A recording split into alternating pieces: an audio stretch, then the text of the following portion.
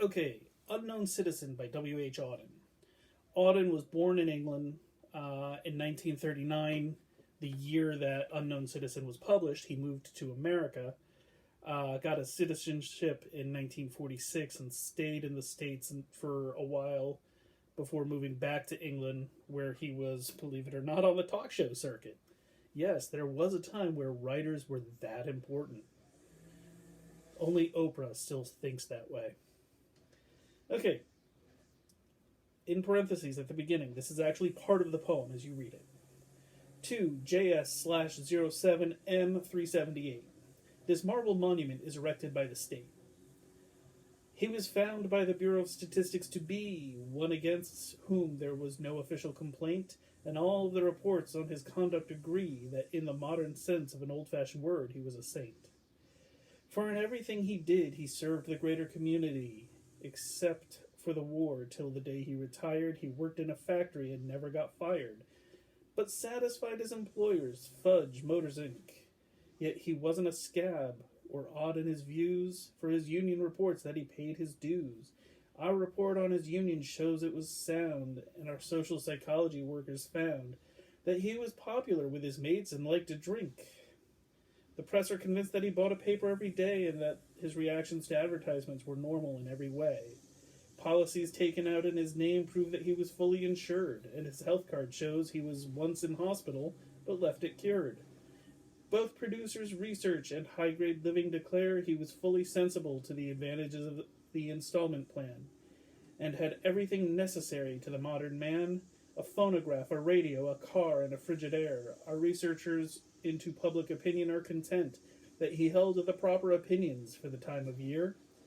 When there was peace, he was for peace. When there was war, he went. He was married and added 5 children to the population, which our eugenist says was the right number for a parent of his generation.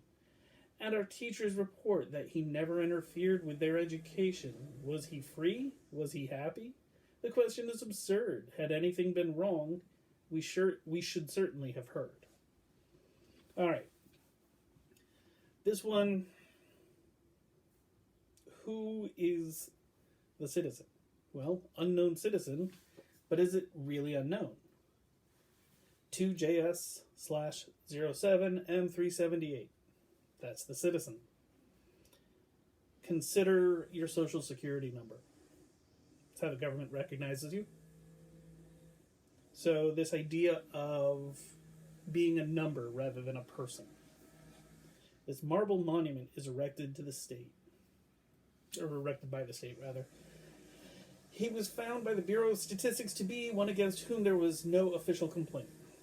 He was popular with his mates, liked to drink. He had all the appliances that he was supposed to. He worked every day of his life, except when he went off to war. He had 5 children. He was the very model of a modern man. But who was he? What does this poem say about the man? That's what Auden is asking. Was he free? Was he happy? Who cares? If there was something wrong, we surely would have heard. Maybe, maybe not. You live your life, you pay your taxes, you go to work, you get married, you have your family, your 2.5 children, or in his case, 5 children, which the eugenist is an interesting word. Look up the word eugenics. Eugenist would be the person involved in eugenics. Fudge Motors Inc., obviously a nod to Ford. So, again, much like one of your novels, not going to say which, we see a certain amount of assembly line. This is what it means to be a good citizen.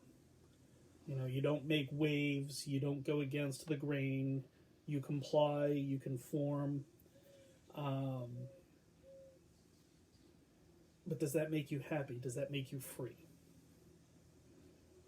Those are questions that, think about it.